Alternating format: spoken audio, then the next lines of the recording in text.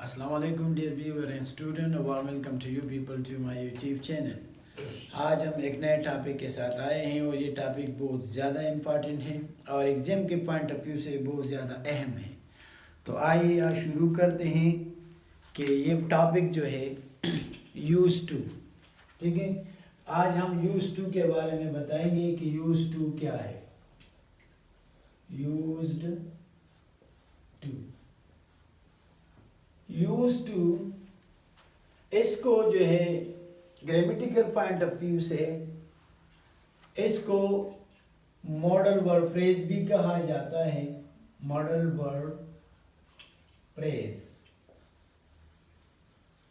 ठीक है। और इसको मार्जिनल मॉडल वर्ब भी कहा जाता है। मार्जिनल मॉडल वर्ब, ठीक है। इसका मतलब उर्दू में है यानी आदी होना, किसी चीज़ की आदत पड़ जाना, किसी चीज़ का हुगर होना, आदी होना, ठीक है। लेकिन जब हम इसको इस्तेमाल करते हैं तो फिर तरह तरह की पेचीदगियाँ जो है वो सामने आती है, ठीक है। सबसे पहले इसको हम यूज़ करते हैं as a marginal modal, as a modal verb, ठीक है ना, as a marginal modal verb के तौर पे कि ये किस तरह यूज़ होता है। सबसे पहले हम इसको इस पॉइंट ऑफ व्यू से इस्तेमाल करते हैं। मिसाल के तौर पर अगर मैं एक सेंटेंस कहूँ कि फॉर एग्जाम्पल आई या he used to go to college, तो ये एक पास्ट इंडिपेंडेंट टेंस में एक सेंटेंस है, यानी पास्ट में, ठीक है ना, पास्ट सिंपल टेंस का। इस यूज टू को हम जो है हैबिचुएटेड टू भी कहते हैं। हैबिचुएटेड टू, हैबिचुएटेड टू का मतलब भी है आदी होना किसी चीज का। हैबिचुएटेड टू, और इसको हम बोलते हैं अकस्टम्ड टू। अकस्टम्ड टू भी इसको हम बोलते हैं। इन तीनों का मतलब भी है आदी होना, ठीक है। ये एक मॉडल वर्ब की तरह है, लेकिन ये पास्ट सिंपल में यूज होते हैं। कौन से टेंस में? पास्ट सिंपल में, जिसको हम पास्ट इंडिपेंडेंट टेंस भी कहते हैं। ये पास्ट सिंपल में यूज होते हैं। पास्ट सिंपल टेंस, ये पास्ट सिंपल टेंस में यूज होता है और ये दो चीजों को बयान करता है। एक जो है स्टेट होता है, एक स्टेट को बयान करता है, एक हालत को, और दूसरा जो है एक आदत को बयान करता है, एक हैबिट को बयान करता है। इसका काम यही होता है, ठीक है। अभी ये सेंटेंस मैंने लिखा तो यहां पे आया है यूज टू। यूज टू जो है एक मॉडल वर्ब है, क्योंकि इसका इस्तेमाल हम मॉडल वर्ब के तौर पे करते हैं। यूज टू मॉडल वर्ब है। यूज टू के बाद जो है ये आया तो ये इस सेंटेंस का है मेन वर्ब, ठीक है ना, मेन वर्ब है। और फिर टू कॉलेज वगैरह है तो चलो नाउन फ्रेज हो गया। तो इसका मतलब कि he use to go to college, यानी वो कॉलेज जाया करता था। ये भी ठीक है, इसकी एक स्टेट को बयान करता है। और अगर इस सेंटेंस को हम कुछ इसी तरह लिखें कि Ali used to live in Karachi, ये एक दूसरा सेंटेंस है, ठीक है। तो इसमें भी यही पॉइंट है कि यूज टू को हमने एक मार्जिनल मॉडल वर्ब के तौर पे यूज होगा और लीव जो है हमारे सेंटेंस में मेन वर्ब है, ठीक है।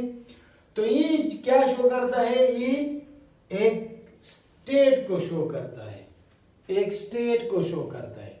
ये भी एक इसकी एक स्टेट को शो करता है। अगर मैं एक सेंटेंस और लिखूं इसके साथ ऐड करूं जो कि ये दोनों तो चलो स्टेट को शो करता है, एक सेंटेंस में लिखूं कि ही या Ali used to go to cinema when he was when he was in university। ठीक है, तो ये एक सेंटेंस हुआ, यानी ये अली की क्या शो करते हैं, अली की एक हैबिट को शो करते हैं। यानी जब अली कॉलेज के ज़माने, यूनिवर्सिटी के ज़माने में था तो सिनेमा जाया करता था। ठीक है, ये यूज टू यानी इसका मतलब है आदि होना, गो जो है मेन वर्ब है, टू सिनेमा, और दूसरा जो है क्लास पर स्टार्ट हुआ, यानी अली कॉलेज के ज़माने में, यूनिवर्सिटी के ज़माने में सिनेमा जाया करता था। ये इसकी क्या शो करता है, ये इसकी हैबिट को शो करता है। या he Ali used to live in London, in Karachi, in Pakistan, in India वगैरह, तो ये इसकी एक क्या शो करता है, एक स्टेट को शो करता है। ठीक है ना, he used to go to college, जो कॉलेज जाया करता था, तो ये भी इसकी एक हैबिट को शो करता है। ठीक है ना, ठीक है, तो ये दो चीजें जो है जो कि पांच सिंपल टेंस में इसके क्या यूज शो करते हैं, स्टेट को और हैबिट को। अगर इन सेंटेंसेस को, जैसे कि हमें पता है रूल्स के मुताबिक कि जब हम इन सेंटेंसेस को नेगेटिव या इंट्रागेटिव में कन्वर्ट करते हैं तो फिर इसका ये सिस्टम चेंज हो जाते हैं। मिसाल के तौर पर अगर मैं कहूँ एक सेंटेंस के अली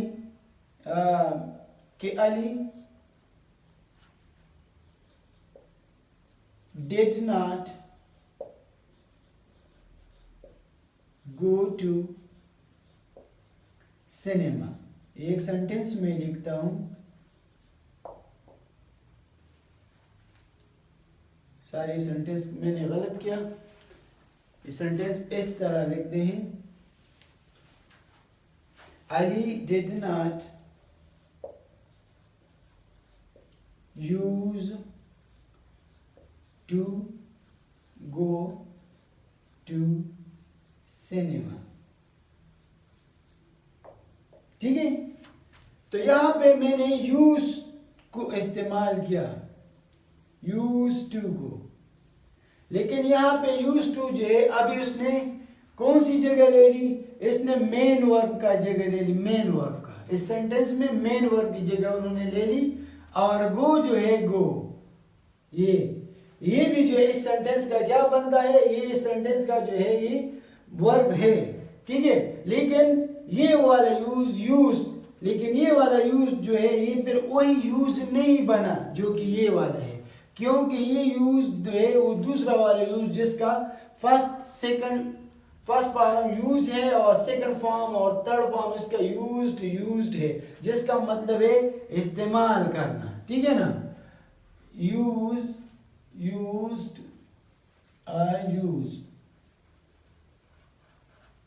लेकिन यहां पे जब डिड आ जाता है, डिड आ जाते हैं, तो फिर एक ही सेंटेंस में दो सेकंड फॉर्म नहीं चल सकते। तो ये सेकंड में आया तो इसको हमने किस में कन्वर्ट किया, फर्स्ट फॉर्म में आ गया। अगर इसको हम इंट्रागेटिव में कन्वर्ट कर दे तो फिर भी इसकी फर्स्ट फॉर्म लगेगी। ठीक है ना, तो इसका मतलब Ali did not use to go to cinema, तो इसका मतलब ये है कि अली सिनेमा नहीं जाया करते थे। ठीक है ना, तो ये यूज टू जो है यानी वो दूसरे यूज टू में चेंज हुआ, इसका फर्स्ट फॉर्म में कन्वर्ट हुआ, और ये जो गो टू सिनेमा ये उसकी उस आदत को शो करता है कि वो इस सिनेमा को जाया नहीं करते थे। तो ये यूज जो ये वाला यूज है तो ये इसका फर्स्ट फॉर्म में आ जाता है। तो यानी इसका जिससे कि हम यूज करते हैं थर्ड फॉर्म इस्तेमाल करना, लेकिन यहाँ पे इसका मीनिंग जो है इस्तेमाल नहीं है, यहाँ पे इसका मतलब वही आदत वाली बात है, यानी कि अली सिनेमा जाया नहीं करते थे, यानी वो आदत उसमें नहीं था, नहीं जाया करते थे। लेकिन एक बात ये याद रख, जब यूज टू आ जाए और यूज टू से पहले हम डिड का इस्तेमाल करें, क्योंकि मैंने पहले बताया कि पास्ट सिंपल टेंस है, तो पास्ट सिंपल टेंस में जब हम इसका इस्तेमाल करते हैं और फिर डिड आ जाते तो ऑटोमेटिकली ये फर्स्ट फॉर्म में कन्वर्ट होगा। इसी तरह नेगेटिव में भी और साथ साथ इंट्रागेटिव में भी। तो ये इसका इस्तेमाल हुआ एज अ मॉडल वर्ब। अभी इसका इस्तेमाल हम करते हैं एज ए एडजेक्टिव के तौर पे। ठीक है,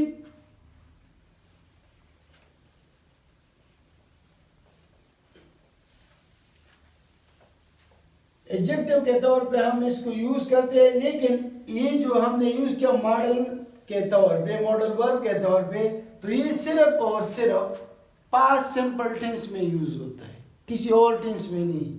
सिर्फ और सिर्फ पास्ट सिंपल टेंस में यूज होता है, किसी और टेंस में ही इस्तेमाल नहीं होता। अब इसका इस्तेमाल हम करते हैं एज ए एडजेक्टिव, इसका इस्तेमाल करते हैं, ठीक है, कि एडजेक्टिव के तौर पे ये इस्तेमाल होता है। एडजेक्टिव के तौर पे जब हम इसको इस्तेमाल करेंगे तो ये फिर हर टेंस में यूज हो सकता है, हर टेंस में इसका इस्तेमाल हो सकता है, ठीक है ना। एक सेंटेंस में लिखता हूं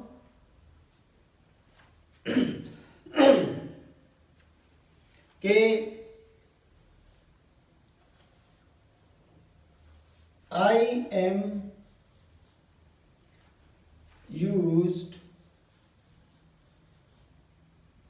to living in this environment.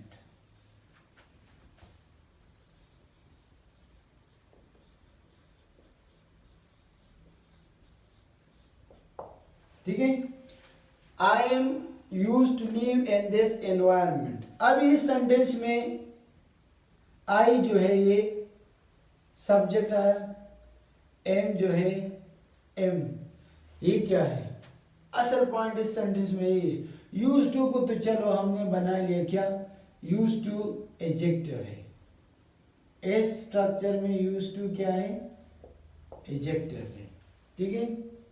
Living जो है ये अलग चीज है, इन दिस एनवायरनमेंट चलो ये तो नाउन फ्रेज हुआ, ठीक है। आई सब्जेक्ट है और एम क्या है, अक्सर लोग ये सोचते हैं कि यहाँ पे एम आया और यहाँ पे लिविंग है, तो ये प्रेजेंट कंटिन्यूअस टेंस है, और कंटिन्यूअस टेंस में हम ऑक्सिलरी या हेल्पिंग वर्ब जो लगाते हैं तो इसके साथ आईएनजी वाला फॉर्म लगाते हैं, ठीक है ना, आईएनजी वाला फॉर्म लगाते हैं, जिसको हम वर्ब की फॉर्म कहते हैं, आईएनजी वाला फॉर्म लगाते हैं। तो लोग ये सोचते हैं कि इसी वजह से जब एम आ जाए तो इसके बाद फिर यूज टू आ जाए तो फिर इसके बाद वर्ब की जो फॉर्म लगेगी ये आईएनजी वाले होंगे। अक्सर हम देखते हैं कि ये टू जब आ जाते हैं तो टू के बाद first form of the verb लग जाता है, जिसको हम टू इन्फिनिटिव बोलते हैं। लेकिन यहाँ पे अगर आप देखें तो टू के बाद जो है आईएनजी वाला फॉर्म आया है। जब टू के बाद आईएनजी वाला फॉर्म आया है तो ये सेंटेंस थोड़ा जरा कंफ्यूज हो गया। तो इसका मतलब ये एम जो है, एक पॉइंट याद रख, ये हेल्पिंग वर्ब है नहीं है, ये हेल्पिंग वर्ब यानी ऑक्सिलरी वर्ब नहीं है, क्या है, ये स्टेटिव वर्ब है, ठीक है ना, ये स्टेटिव वर्ब है, ये ऑक्सिलरी वर्ब नहीं है। फिर यूज टू एडजेक्टिव, तो फिर ये लिविंग जो है, ये लिविंग एक्चुअली आईएनजी वाला फॉर्म इसका लगा हुआ है, लेकिन इस एम के साथ इसका ताल्लुक नहीं, एम के साथ इसका ताल्लुक तब होता जब ये हेल्पिंग वर्ब होता। अभी तो ये हेल्पिंग वर्ब नहीं है, ये तो स्टेटिव वर्ब है। जब ये स्टेटिव वर्ब है तो फिर ये हमारे यहाँ क्या है, ये हमारे यहाँ जरन है, और जब ये जरन होगा तो इसका फंक्शन क्या होगा, इसका फंक्शन नाउन का होगा।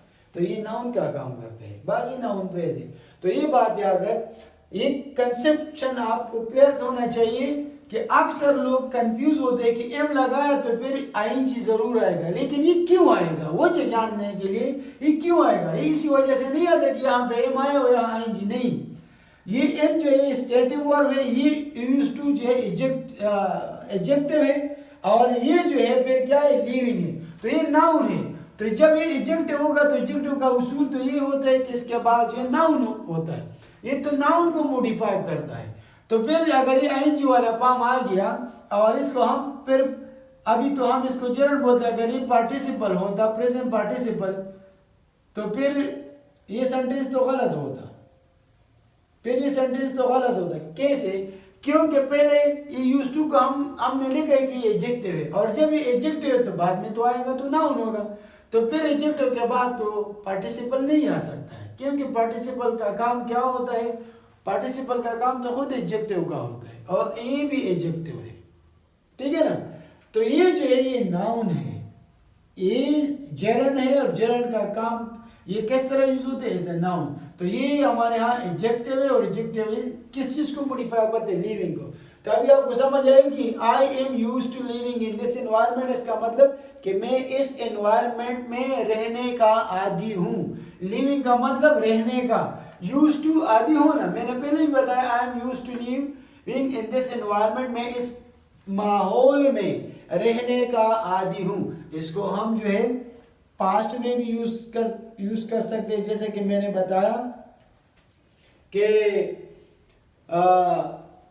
कि जब हम इसको एज एडजेक्टिव यूज कर सकते हैं, तो एज एडजेक्टिव जो है इसको फिर हम हर एक टेंस में जो है यूज कर सकते हैं। एज एडजेक्टिव फिर हम इसको हर एक टेंस में यूज कर सकते हैं। अभी हमने लिखा एम, तो ये प्रेजेंट कंटिन्यूअस टेंस शो करता है, यानी प्रेजेंट टेंस, सारी प्रेजेंट टेंस शो करते हैं, क्योंकि वो कंटिन्यूअस का सेंटेंस नहीं। अभी मैं लिखता हूँ आई के बाद मैं मिसाल के तौर पर लिखता हूँ वाज। अभी I was used to living in this environment. The same sentence में लिखता हूँ environment।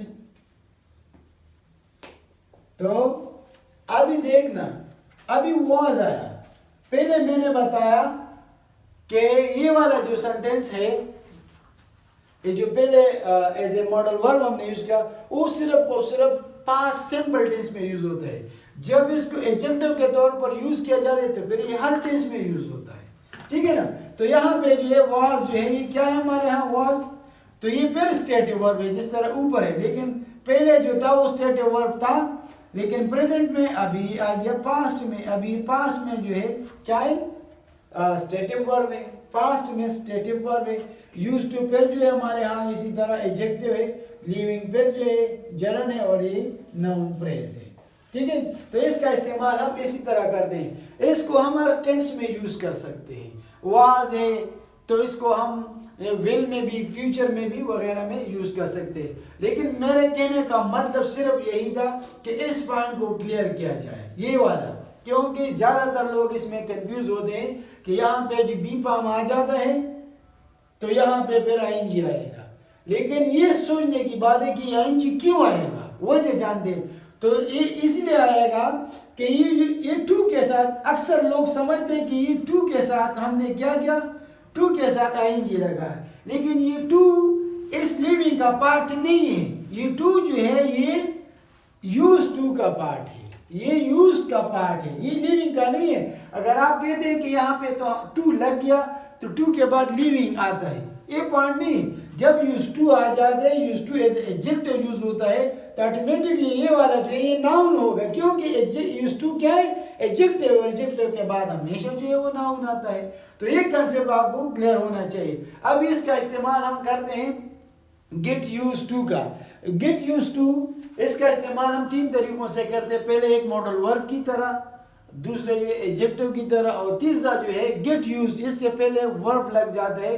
तो जैसे कि एडजेक्टिव के तौर पर हमने इसको हर टेंस में यूज किया या हर टेंस में यूज कर सकते हैं, तो इसी तरह गेट यूज टू जो है वो भी हम हर एक टेंस में यूज कर सकते हैं। अगर सिर्फ मॉडल वर्ब के तौर पर यूज करना है तो सिर्फ और सिर्फ पास्ट सिंपल टेंस में यूज होगा। अगर फिर भी इसमें नेगेटिव इंट्रागेटिव को कन्वर्ट करना है तो फिर इस यूज का जो है फर्स्ट फॉर्म लगेगा, ठीक है। अभी जो है हम इसको इस्तेमाल करते हैं गेट यूज टू के तौर पे।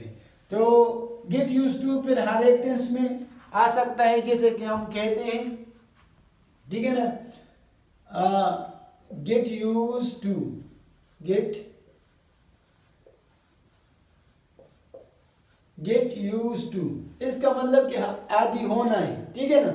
और मैं एक सेंटेंस लिखता हूं, अगर मैं कहूं कि अली इज गेटिंग, अभी ये कंटिन्यूअस फॉर्म में आ गया, अली इज गेटिंग, फिर आ गया use to, Ali is getting use to this environment, ठीक है। तो इसका मतलब है कि अली इस माहौल का आदी हो रहा है। वहीं पर वो इसकी पोजीशन क्या है, गेटिंग, यूज टू, और अब ये मेन वर्ब का काम करते हैं, ठीक है ना, मेन वर्ब का, लेकिन ये इसका एक पार्ट है, एक पॉइंट याद रखना।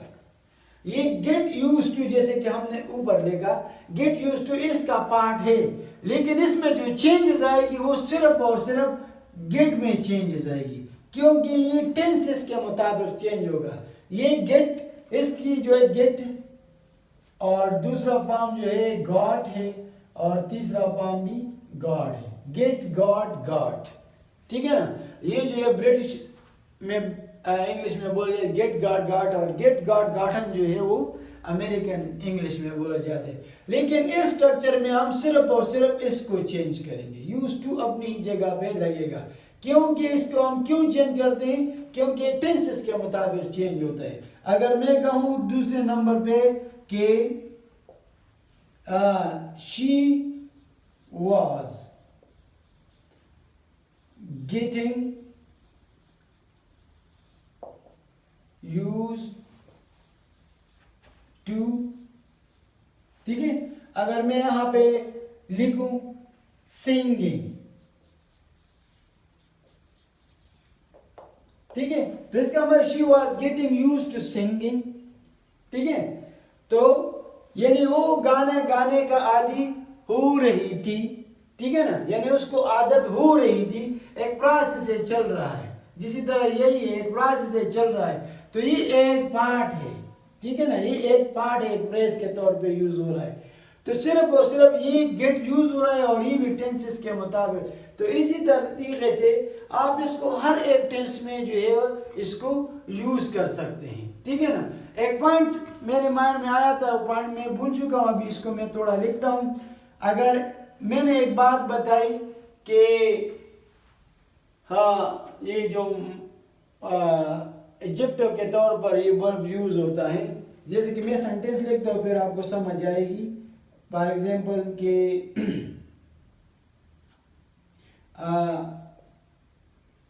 a knife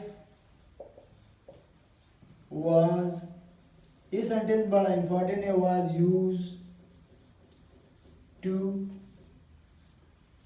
kill him।